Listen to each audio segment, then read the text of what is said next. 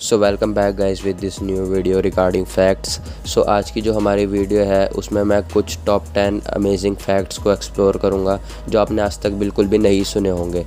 तो अगर आपने ये फैक्ट्स जानने हैं तो आपको ये वीडियो पूरी एंड तक ज़रूर देखनी पड़ेगी ताकि आपको सारे फैक्ट्स अच्छे से समझ आ सकें, क्योंकि इसमें मैंने एक से बढ़ के एक फैक्ट्स डाले हुए हैं और 10th फैक्ट तक आपको सारे फैक्ट्स बहुत ही ज़्यादा पसंद आने वाले हैं। तो बिना वीडियो को स्किप करे ज़रूर एंड तक देखेगा। तो चलिए वीडियो को शुरू करते हैं।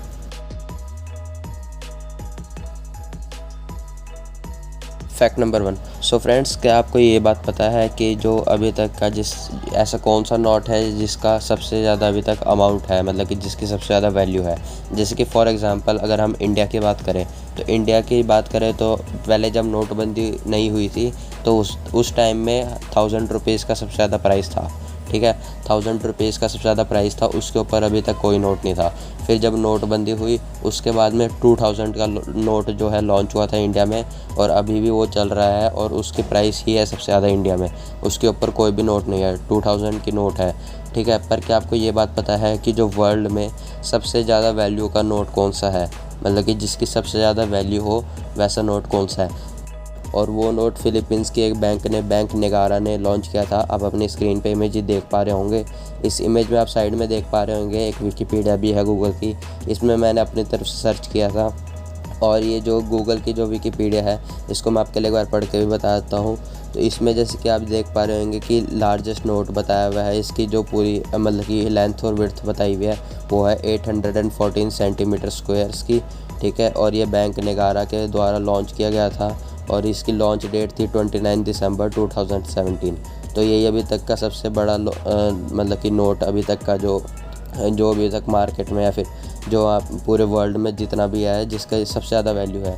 इस नोट की वैल्यू जैसे कि आप देख पा रहे होंगे अपनी स्क्रीन पे 1 लाख रुपीज़ है। मतलब कि इससे ऊपर तक का नोट अभी तक का कहीं भी नहीं आया वर्ल्ड में। ये सबसे बड़ा नोट था जो लॉन्च हुआ। मैंने अभी आपको ये जो बैंक नोट की कीमत बताई थी 1 लाख रुपीज़, जो ये फ़िलिपिन पीसों के हिसाब से थी।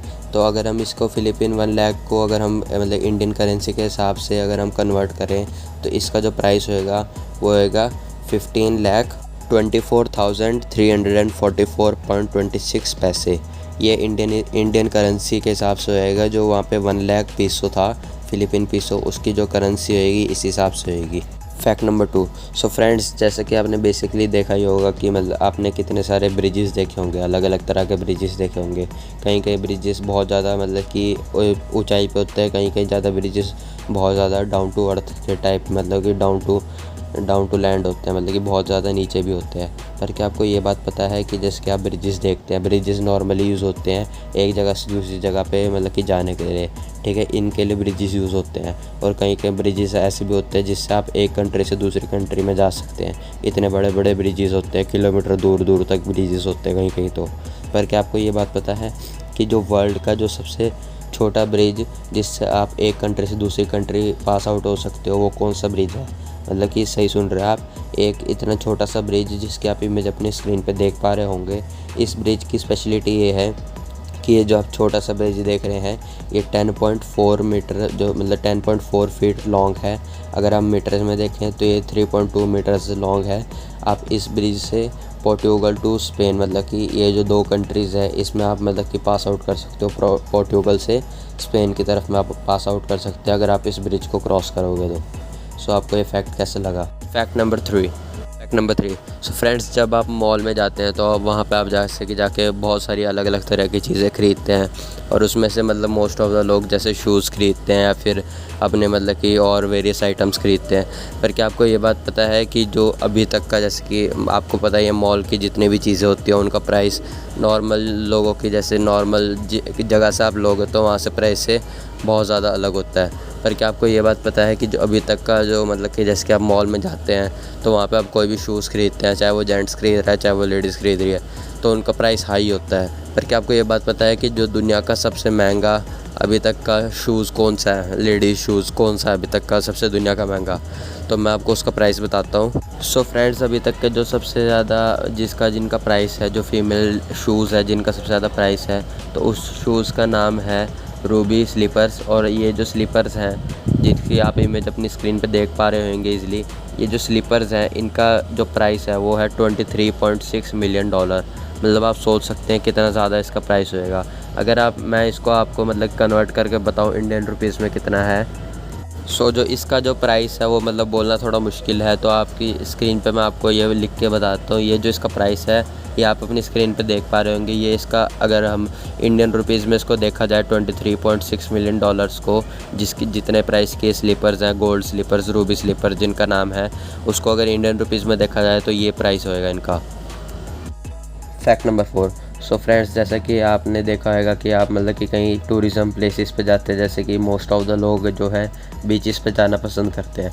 कि बीचेस जैसे कि मतलब कि जो भी एरिया उसका जो होता है बीचेस का, जैसे कंट्री में ऑल ओवर द वर्ल्ड कितने सारे बीचेस हैं, तो लोग बीचेस पे भी जाना बहुत पसंद करते हैं, वहाँ पे बहुत सारी एक्टिविटीज़ करते हैं। पर क्या आपको ये बात पता है कि जैसे कि जो बीचेस होते हैं, तो कहीं कहीं बीचेस पे ये भी पाया गया है कि वहाँ पे कभी कभार मतलब कि मान लीजिए रात को हो गया या फिर मतलब मोस्ट ऑफ द टाइम रात को ही होता है ऐसा कि एक फिनोमेना पाया जाता है कि जैसे कि आप ये इमेज देख पा रहे हैं अपनी स्क्रीन पे।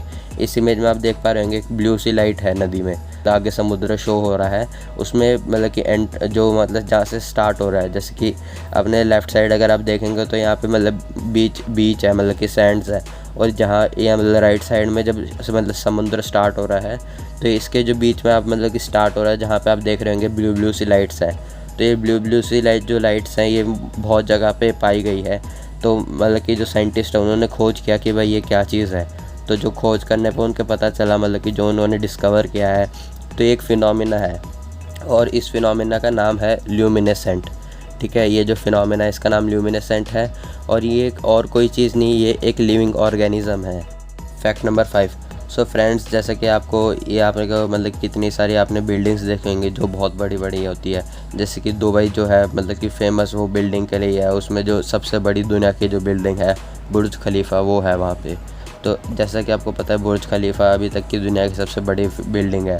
पर क्या आपको ये बात पता है कि जैसे कि जो बिल्डिंग्स होती हैं मतलब कि आपने अलग अलग तरह की बिल्डिंग्स देखी है, बड़ी होगी, छोटी होगी, या नॉर्मल साइज़ की होगी, या फिर बिल्डिंग में कोई अलग तरह का आर्ट करा होता है। पर क्या आपको ये बात पता है जापान में एक ऐसी जगह है जहाँ पे बिल्डिंग के बीच में से मतलब कि जो बिल्डिंग है, एक बिल्डिंग है नॉर्मली, जैसे कि आप अपनी इमेज में देख पा रहे हैं, ये एक नॉर्मल बिल्डिंग है, इसके ऊपर और नीचे जो है ऑफिसेज हैं, और इसके बीच में से हाईवे की लाइन जो है क्रॉस हो रही है।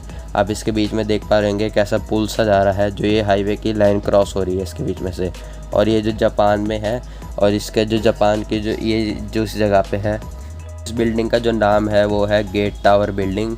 ठीक है, ये इस बिल्डिंग का नाम है, और ये बिल्डिंग 1992 में बनी थी, और जिस आदमी ने ये बिल्डिंग बनाई थी सुएजावा सांग्यो, ये इस आदमी ने ये 1992 में ये बिल्डिंग बनवाई थी।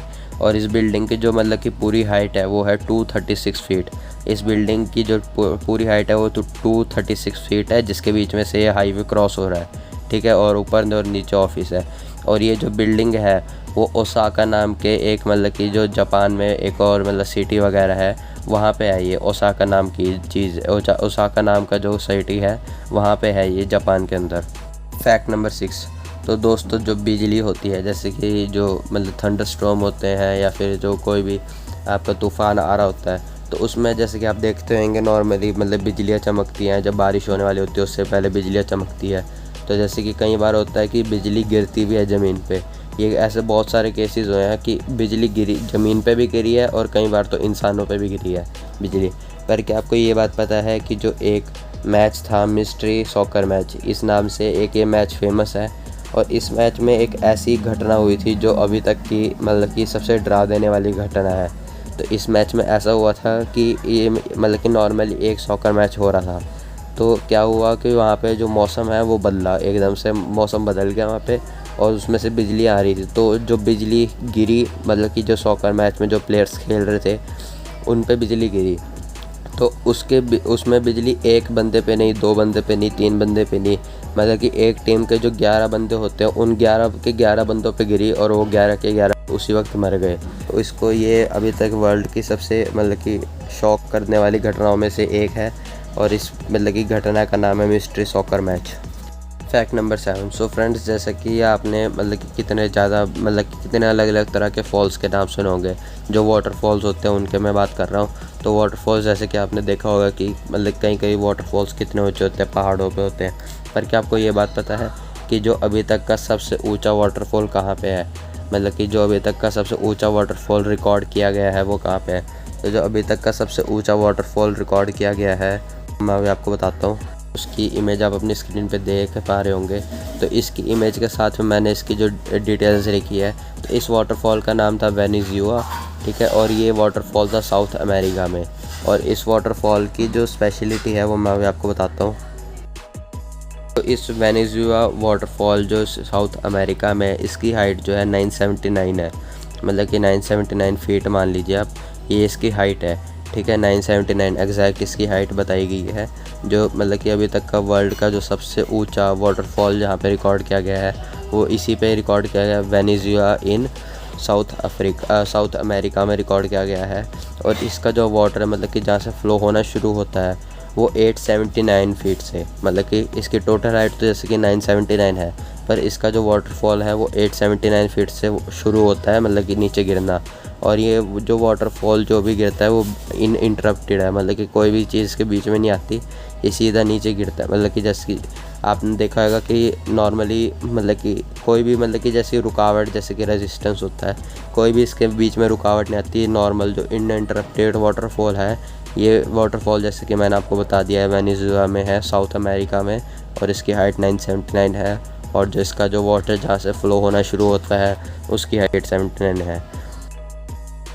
सो फ्रेंड्स, जैसा कि आपको ये बात तो पता ही होगी कि जो मतलब कि वर्ल्ड के मोस्ट डेंजरस स्नैक्स होते हैं, जैसे कि जो स्नैक्स होते हैं जो मतलब कि जिससे हर इंसान डरता है, ठीक है। मोस्ट ऑफ द इंसान मतलब कि मेरे हिसाब से तो सभी डरते हैं स्नैक से, पर जिनकी ट्रेनिंग होती है वो नहीं डरते। पर जो स्नैक्स होते हैं जो मतलब कि फॉरेस्ट में होते हैं, तो जैसे आपको पता होगा कि वर्ल्ड के जो सबसे डेंजरस स्नैक है जिसका नाम मतलब कि कोबरा है, किंग कोबरा, जो मतलब वर्ल्ड का सबसे डेंजरस स्नैक है, पॉइजनस स्नैक। किंग कोबरा और वाइपर, ये दोनों जो वर्ल्ड के सबसे मतलब कि मोस्ट पॉइजनस स्नैक है, जिसकी इमेज आप अपनी स्क्रीन पे देख पा रहे होंगे।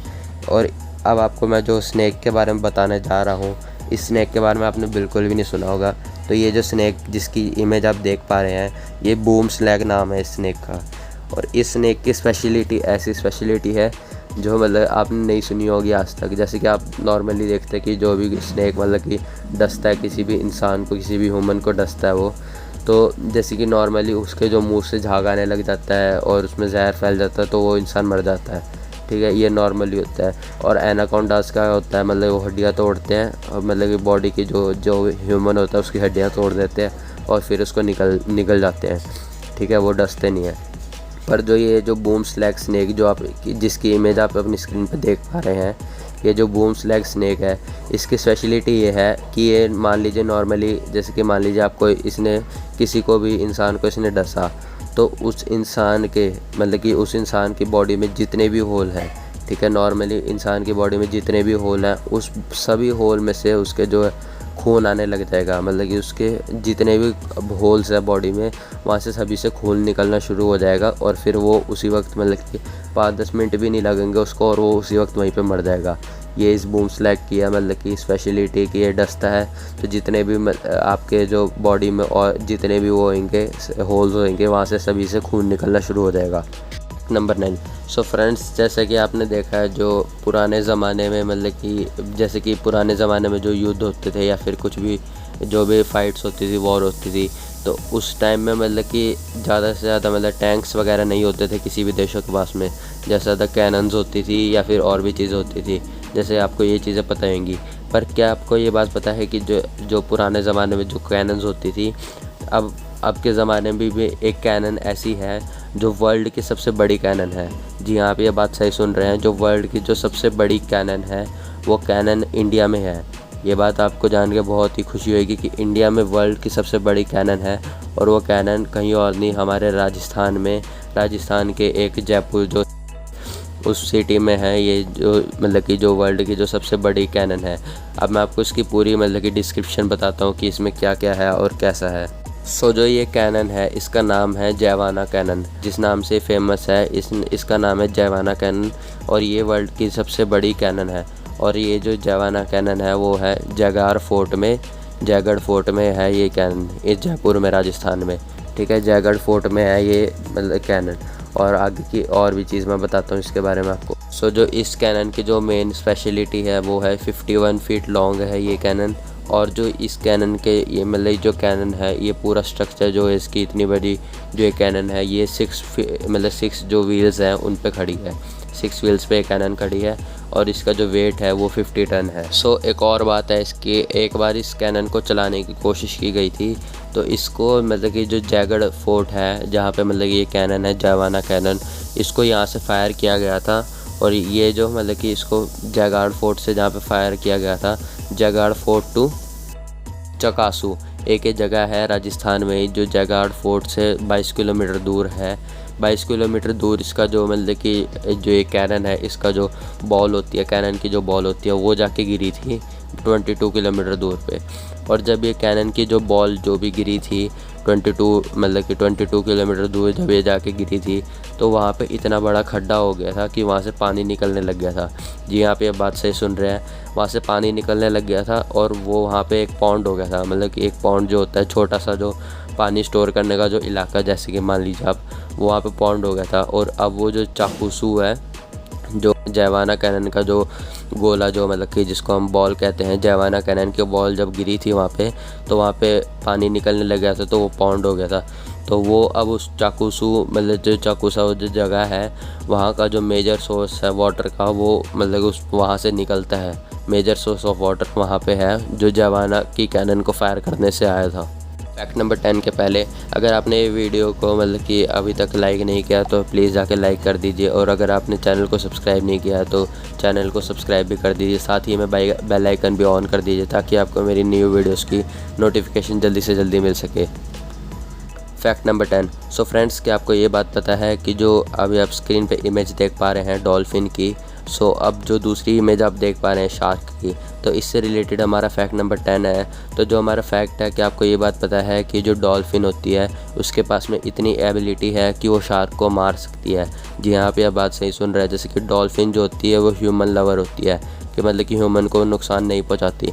पर जो शार्क होती है वो इसके बिल्कुल ही उल्टा होती है, वो ह्यूमंस को नुकसान भी पहुंचा सकती है। साथ ही में जो समुद्र में या फिर मतलब जो ओशंस में जो भी और दूसरी मछलियाँ भी रह रही होती है उनको भी खा जाती है वो शार्क। पर क्या आपको ये बात पता है कि जो डॉल्फिन होती है उसके पास में इतनी एबिलिटी है कि वो ईज़िली शार्क को मार सकती है। वो कैसे मार सकती है उसका मैं आपको एकदम परफेक्ट रीज़न बताता हूँ। सो जो डॉल्फिन का जो मतलब मुंह होता है, जो उसका माउथ होता है, वो जो उसकी जो मतलब जो माउथ का जो पूरा स्ट्रक्चर होता है वो बहुत ही ज़्यादा मजबूत हड्डियों से बना होता है। मतलब कि जो इसका माउथ का जो आगे का स्ट्रक्चर होता है वो इतने ज़्यादा मजबूत हड्डियों से बना होता है। तो यही कारण है कि अगर डॉल्फिन का जो माउथ है, मतलब कि जो उसका माउथ है, जो जिसकी जो इतना ज़्यादा मतलब कि हार्ड स्ट्रक्चर बना हुआ है उसके माउथ का, जिसकी जो हार्ड बोन्स है, अगर वो उससे शार्क पे हमला करती है, शार्क में मान लीजिए अपने जो माउथ से हमला करती है, तो उसकी जो चोट होएगी वो शार्क जो है वो मतलब बर्दाश्त नहीं कर पाती है, जिसकी वजह से शार्क कई बार मर भी जाती है। वो उसकी हड्डियाँ जो होती है इतनी ज़्यादा हार्ड होती है उसका माउथ की। और साथ ही में जो डॉल्फिन्स होती है, जैसे कि आपको पता ही होगा, वो कि जो उसके जो फैमिली होती है उसके साथ में रहती है।